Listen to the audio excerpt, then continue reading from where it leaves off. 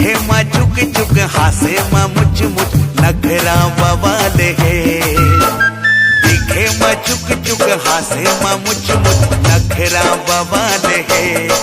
मोर फलाने नहा लाजवाब है।